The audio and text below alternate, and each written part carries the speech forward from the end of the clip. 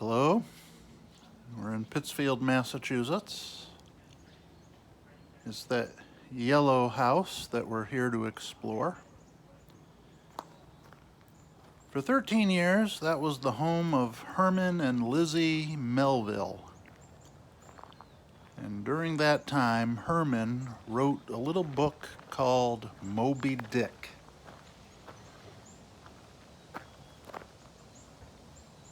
I'm just about to take the tour. I'll see you in 1 hour.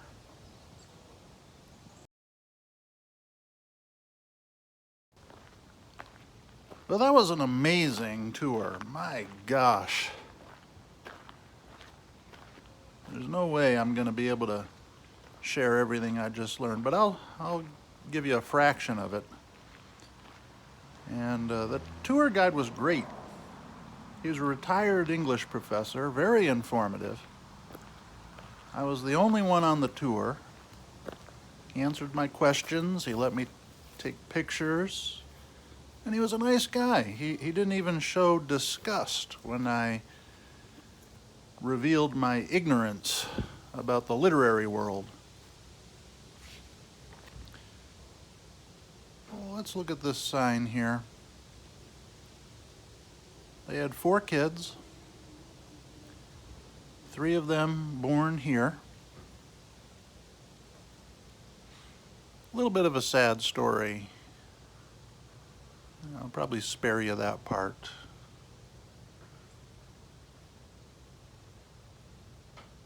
He wrote up on the 2nd floor,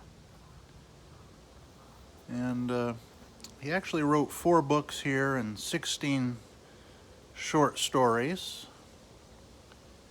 He loved it here. This view of Mount Greylock was very inspirational to him.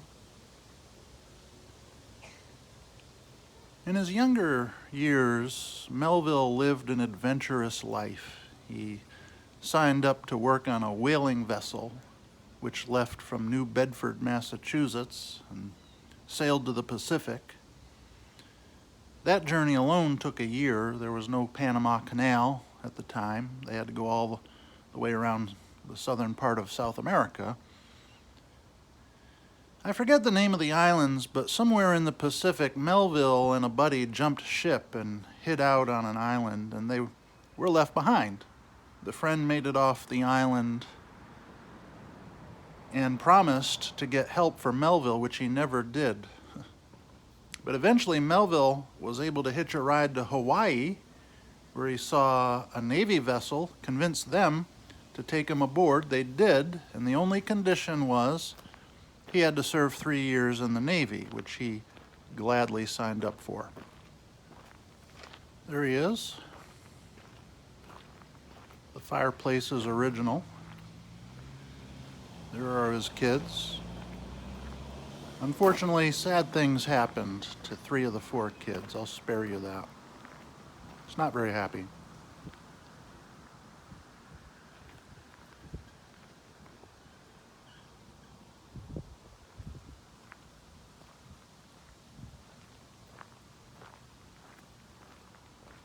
Not all the furniture was theirs, but there are some things that were. That was Lizzie's, I think.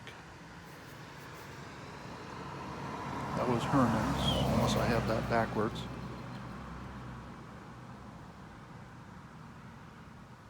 They did get that picture in the Middle East.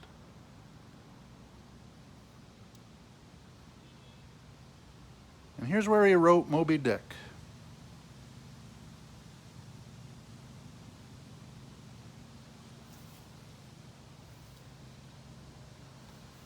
The lower panes of window there are original. He looked through them at Mount Greylock and he wrote a masterpiece.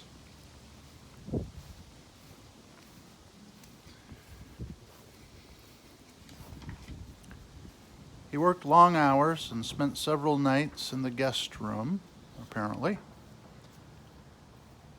This is the room where I think his sister copied his rough drafts into more legible notes. He burned the rough drafts, unfortunately.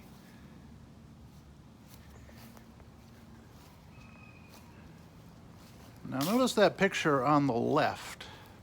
I wish I got a close-up of it. There was a couple that the Melvilles were very close to, and that was the wife. I'll tell you about her in a minute. That couch was theirs, and that was theirs.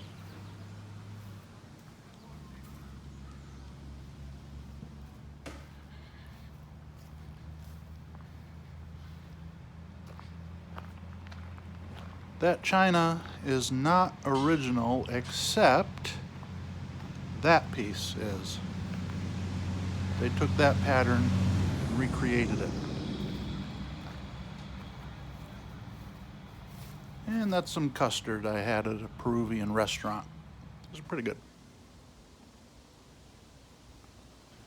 So back to the adventures of Herman Melville. A friend in Boston, when he got back to the United States, heard Melville's stories from all of these adventures and encouraged him to write them down. He did, and he also married that friend's daughter. And so his writing career and family life began.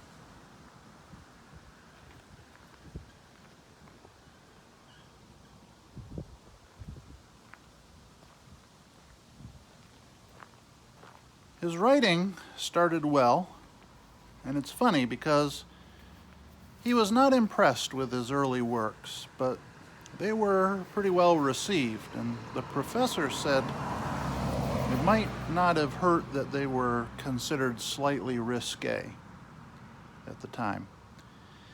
But later he wrote Moby Dick, and when he did, it was not well received. Of course, obviously, it eventually was, but he wasn't really alive to see that. And when he died, unfortunately, he died thinking he was a failure.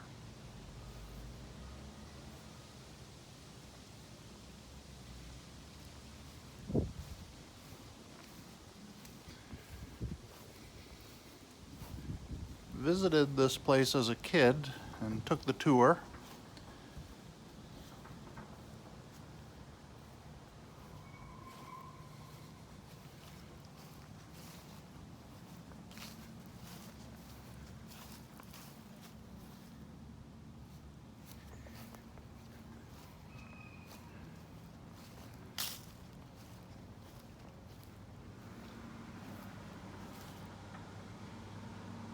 That bridge down there is closed, so I had to take quite a detour to get here. Almost made me late for my tour. Now, I also remember, as we look at the address, seeing the Big Apple Circus on this property. It was out back. This driveway reminded me of that.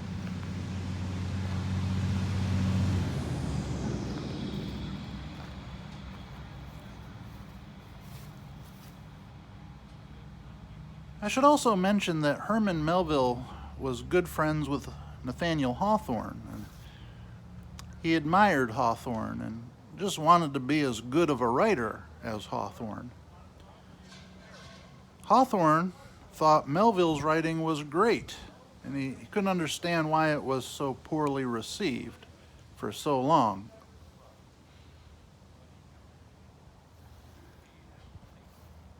Beautiful day.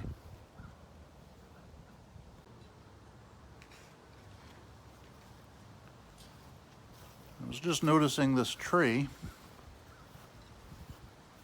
how it kind of is hollowed out.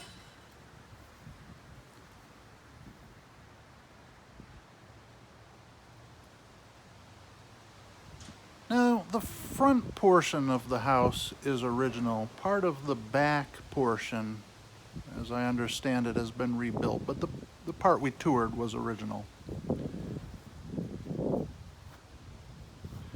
Now, those good friends that I mentioned, I forget their names, but they were very close to the Melvilles. They spent a lot of time together. Anyways, a well-known author came here 5 years ago, and I guess he combed through some archives in the basement, and apparently whatever he found satisfied his theory, at least to himself, that Herman had a 13-year affair with that woman. And he wrote a book about it. He came here and lectured about it. But I asked the professor what was the main basis of that theory, and seemed like a lot of circumstantial evidence kind of came down to the fact that when she moved out of the area, he wanted to move out of the area, or vice versa. I don't want to wade into controversy, but I'll just say, without reading the book, I wasn't convinced.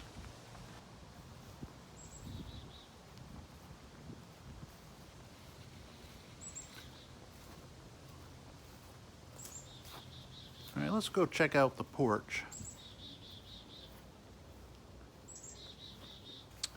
Herman loved this porch. The neighbors scoffed at him when he built it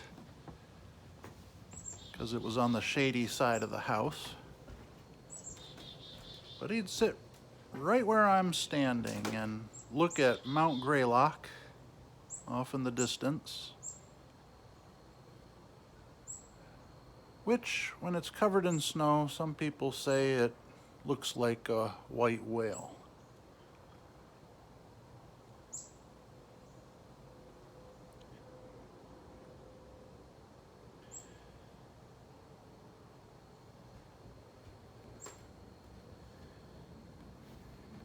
Now, I'm ashamed to say I have not read Moby Dick, and I'm sorry about that.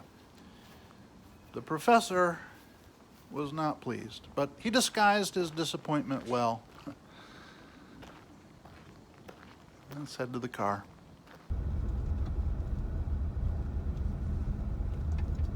Well, I hope you enjoyed this. I know I have. By the way, it's possible there may be a week or two, maybe a couple of weeks without an upload. I hope you bear with me on that. I do plan to travel to an international sporting event and do a video about that. But anyways, I'll see you back in New York. Bye-bye.